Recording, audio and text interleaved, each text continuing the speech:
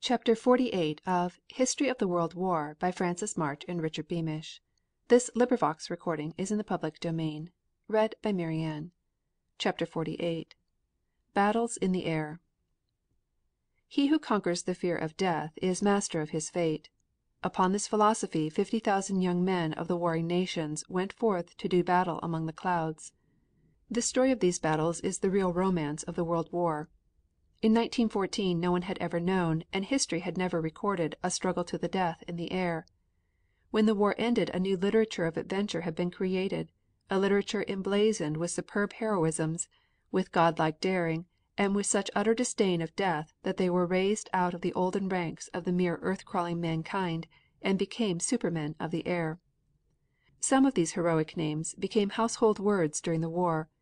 These were the aces of the French, American and German air forces. The British adopted a policy in news concerning their airmen similar to that governing their publication of submarine sinkings. They argued that the naming of British, Canadian and Australian aces would direct the attacks of German aviators against the most useful men in the British forces. They also felt that publicity would tend toward the swagger which in English slang was swank, and toward a deterioration in discipline. Raoul Lufbery, Quentin Roosevelt, son of ex-President Roosevelt, and Edward Rickenbacker were names that figured extensively in news of the American air forces. Lufbery and Roosevelt were killed in action. Rickenbacker, after dozens of hair-raising escapes from death, came through the war without injury. The pioneer of American aviators in the war was William Thaw of Yale, who formed the original Lafayette Escadrille. Besides these men, America produced a number of other brilliant aces, an ace being one who brought down 5 enemy planes, each victory being attested by at least 3 witnesses. The French had as their outstanding aces Georges Guynemer and René Fonck. Guynemer went into the flying game as a mechanician. He became the most formidable human fighting machine on the western front before he was sent to death in a blazing airplane. Lieutenant René Fonck ended the war with a total of 75 official aerial victories. He had an additional 40 Huns to his credit but not officially confirmed. His greatest day was when he brought down 6 planes. His quickest work was the shooting down of 3 Germans in 20 seconds. He fought 3 distinct battles in the air when, on May 8, 1918, he brought down 6 German airplanes in one day. All 3 engagements were fought within 2 hours. In all, Fonck fired only 56 shots, an average of little more than 9 bullets for each enemy brought down, an extraordinary record, in view of the fact that aviators often fired hundreds of rounds without crippling their opponent. The first flight, in which Lieutenant Fonck brought down 3 German machines, lasted only a minute and a half, and the young Frenchman fired only 22 shots. Fonck was leading 2 other companions on a patrol in the Montreal-Montdidier sector on May 8th, when the French squadron met 3 German 2-seater airplanes, coming toward them in arrow formation. Signaling to his companions, Lieutenant Fonck dived at the leading German plane and, within a few seconds, sent it down in flames. Fonck turned to the left, and the second enemy flyer followed in an effort to attack him from behind, but the Frenchman made a quick turn above him and, with 5 shots, sent the second German to death. 10 seconds had barely elapsed between the 2 victories. The third enemy pilot headed for home, but when Lieutenant Fonck apparently gave up the chase and turned back toward the French lines, the German went after him and was flying parallel and a little below when Fonck made a quick turn, drove straight at him and sent him down within a half mile of the spot where his 2 comrades hit the earth. The German heroes were the celebrated Captain Boelke and the no less famous inventor of the flying circus, Count von Richthofen. Captain Boelke caused a great many Allied crashes by hiding in clouds and diving straight at planes flying beneath him. As he came within range he opened up with a stream of machine gun bullets. If he failed to get his prey, his rush carried him past his opponent into safety. He rarely reattacked. Count von Richthofen was responsible for many airplane squadron tactics that later were used on both sides. The planes under his command were gaily painted for easy identification during the thick of a fight. Their usual method was to cut off single planes or small groups of Allied planes and circle around them in a method employed by Admiral Dewey for the reduction of the Spanish forts and ships in the Battle of Manila Bay. The dangers of aerial warfare were instrumental in producing high chivalry in all the encampments of airmen. Graves of fallen aviators were marked and decorated by their former foes, and captured aviators received exceptionally good treatment, where foemen aviators could procure such treatment for them. Until the advent of America into the war, neither side had a marked advantage in aircraft. At first Germany had a slight advantage, then the balance swung to the Allied side, but at no time was the scale tipped very much. American quantity production of airplanes, however, gave to the Entente Allies an overwhelming advantage. Final standardization of tools and design for the "soul of the American airplane" was not accomplished until February, 1918, yet within 8 months more than 15,000 Liberty engines, each of them fully tested and of the highest quality, were delivered. The United States did not follow European types of engines, but in a wonderfully short time developed an engine standardized in the most recent efficiency of American industries. According to Secretary of War Baker, an inspiring feature of this work was the aid rendered by consulting engineers and motor manufacturers who gave up their trade secrets under the emergency of war needs. Realizing that the new design would be a government design and no firm or individual would reap selfish benefit because of its making, the motor manufacturers, nevertheless, patriotically revealed their trade secrets and made available trade processes of great commercial value.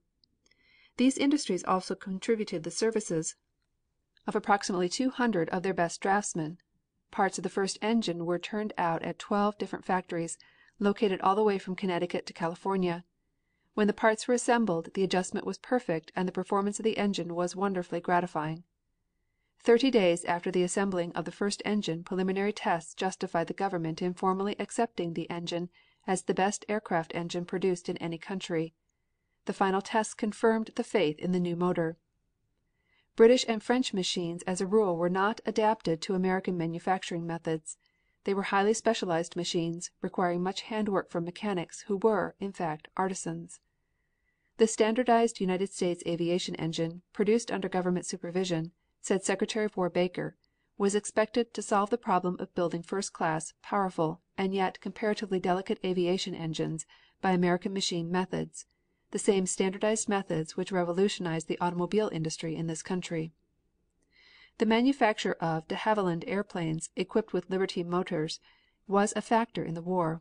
One of these de Havillands, without turning up, made a non-stop trip on November 11, 1918, from Dayton, Ohio to Washington, D.C., a distance of 430 miles, in 3 hours and 50 minutes. Great battle squadrons of these de Havilland planes, equipped with Liberty motors, made bombing raids over the German lines in the Verdun sector.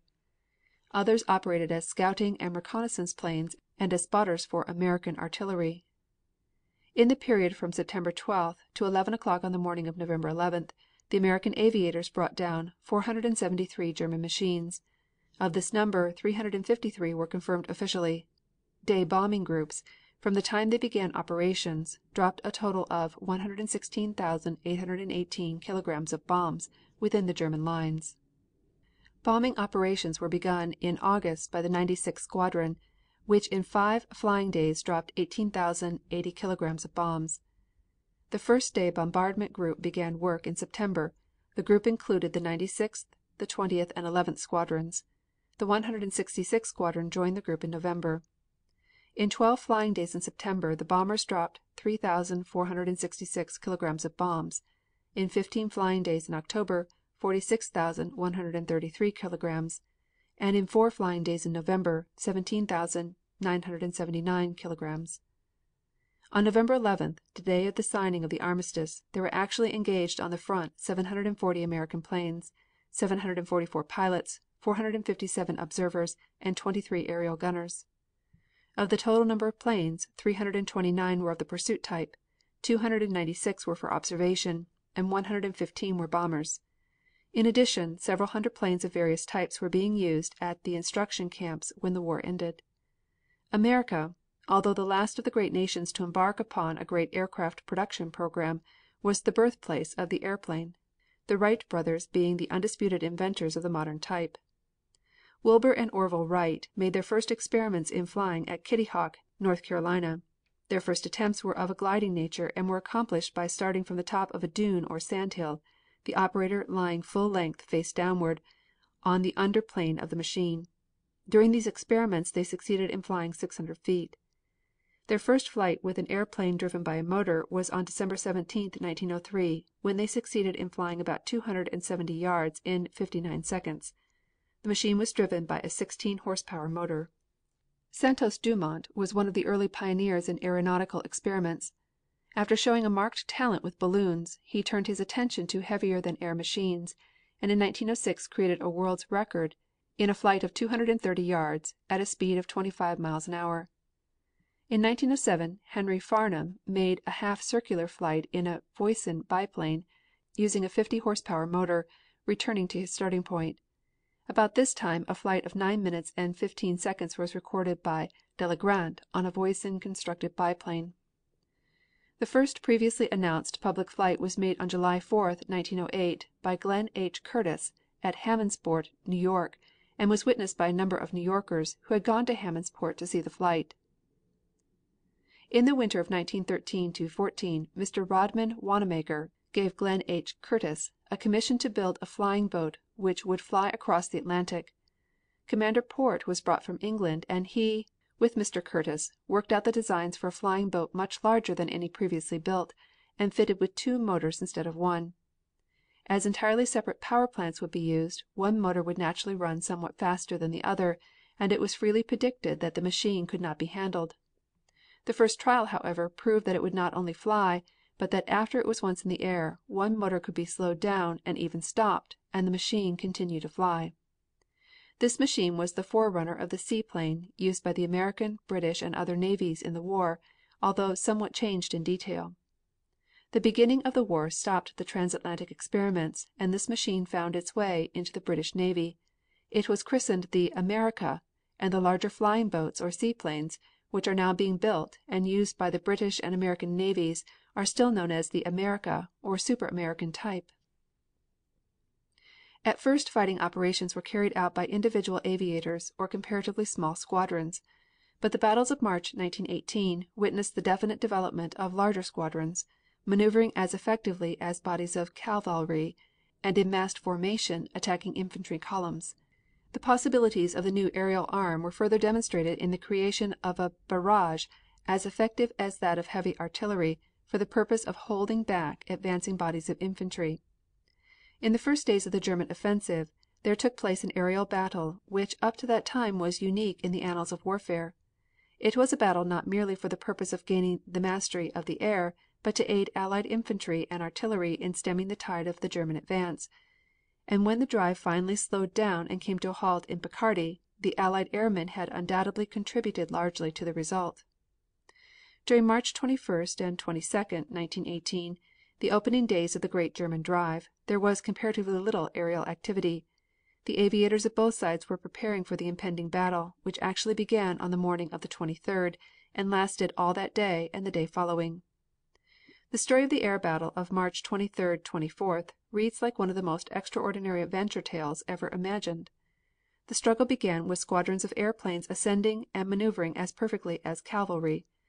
They rose to dizzy heights and, descending, swept the air close to the ground. The individual pilots of the opposing sides then began executing all manner of movements, climbing, diving, turning in every direction, and seeking to get into the best position to pour machine gun fire into enemy airplanes. Every few minutes a machine belonging to an Allied or German squadron crashed to the ground, often in flames. At the end of the first day's fighting, wrecked airplanes and the mangled bodies of the aviators lay strewn all over the battlefield. All next day, March 24th, the struggle in the air went on with unabated fury. The Allied air squadrons were now on the offensive and penetrated far inside the German lines. The German aviators counterattacked whenever they could, and more than once succeeded in crossing the French lines. But at the close of the second day victory rested with the Allied airmen, and during the next 5 scarcely a German airplane took the air. The sudden termination of the war caused speculation throughout the world concerning the future of the airplane. When rumor declared that America's newly won preeminence in aviation would disappear, Captain Roy N. Francis, of the Division of Military Aeronautics, made this statement: America cannot afford to junk the airplane fleet which has cost her so many millions of dollars. I do not believe that any other nation will do so. Even if the peace Congress should decide on universal disarmament, there are still any number of uses to which airplanes can be put in times of peace. Take the airmail service, for instance. This is now only in its infancy, but it is destined to become as common as the railway mail service. It will employ hundreds of airplanes and aviators all over the country. Then there is the possibility of our machines being used for seacoast patrol work, a valuable addition to our Coast Guard forces, which save many ocean vessels from disaster every year. They will be largely used for army dispatch work. Instead of sending official messages from post to post by the present methods, airplanes will be used after the war as they are now being used at the front. On the Great Lakes, airplanes can be used for Coast Guard work, as on the seacoast, and they can also be used for patrolling the lakes themselves. Think how many wrecked lake vessels might have been saved in the past had there been an airplane nearby to carry its message of distress and guide rescue ships to the scene. Forest patrol is still another opening for the use of expert aviators. Every year, almost, our great forest fires in the Northwest demonstrate that our present methods of prevention of forest fires are faulty, chiefly because the fires are not discovered while they are still smoldering. Constant airplane patrol over our great forests would make forest fires a thing of the past. Then there are any number of commercial uses to which planes could be put. Instead of a cargo of bombs, a commercial airplane could carry a cargo of small package freight, for which immediate delivery is necessary. The use of the airplane for passenger carrying is now being developed. The huge Caproni and Handley Page machines will be used for this purpose in the future. Thousands of persons will want to fly just for the novelty, and the possibility of accidents will be reduced to the minimum. Again, there is the need for scientific research and improvements of the airplane, which will keep scores of men and machines busy for years. It will not be necessary, of course, to maintain the numerous government training fields for aviators after the war, but some of the best of them should be retained. I do not believe it will be necessary to discharge a single pilot or observer from the Army or to junk a single undamaged plane after the war. Henry Woodhouse, governor of the Aero Club of America and a worldwide authority on aeronautics, made the following forecast: Aircraft capable of lifting 15 tons with a speed of 100 miles an hour are now in actual production. The first of the American-built Caproni planes, equipped with 4 Liberty motors and developing 1,750 horsepower, has just been successfully tested. This giant plane has a total lifting capacity of 4,000 pounds, or 20 tons. The Super Handley Page, or the Caproni, could easily carry 50 bags, or more than a ton of mail. This means 100,000 letters. Judging the future development of aircraft by what has taken place in the last 2 years, we may look to the building of a 5,000 horsepower airplane, possibly within a year. If the people of the various cities along the 8 great airways already proposed insist on it, at least a dozen additional aerial mail lines can be established within 12 months. This can be done by utilizing only machines not needed by the Army or Navy. That means it will be possible to send by post plane at least 50 million of the 100 million day and night letters, and at least 25 million of the 50 million special delivery letters that are sent each year in the United States. Post office officials estimate that the average cost of telegraphic day and night letters now going over the wires is close to $1 each. Special delivery letters average about 13 cents apiece. This makes a total of more than $50 million worth of potential aerial mail business that is simply waiting for the establishment of aerial mail routes, which can easily be established within the next 12 months. 400 miles is the distance over which postplane day mail is most effective. Aerial mail letters are effective over any distance, since, with proper stations, light signals and guides for night postplane flying, the air mail can be carried more than 1,000 miles between the hours of 6 p.m. and 8 a.m. The cost of aerial mail night and day letters will be less than that of wire communication. The cost of an aerial mail letter is 16 cents for 2 ounces. For this price there can be sent a message that would cost $5 to send by telegraph. The estimate of $50 million of potential postplane business takes no account of the possibilities of transporting parcel post aerial mail. One of the Caproni 2,100 horsepower machines now in operation could easily transport 2,500 pounds of mail. At least $25 million worth of parcel post could be sent by airplane. Enthusiasts who look forward to the transatlantic transportation of aerial mail as certain to come within the next 12 months assert that there is another $25 million worth of transatlantic mail waiting for an aerial mail service. They point out that Uncle Sam now pays 80 cents a pound to American steamships to carry transatlantic mail, and that a charge of $1 per letter across the Atlantic would be a paying proposition. Charges of mismanagement and graft were investigated by the United States Senate and by the Department of Justice. Former Justice of the United States Supreme Court Charles E. Hughes was named by President Wilson to conduct the latter inquiry. Waste was found, due largely to the emergency nature of the contract.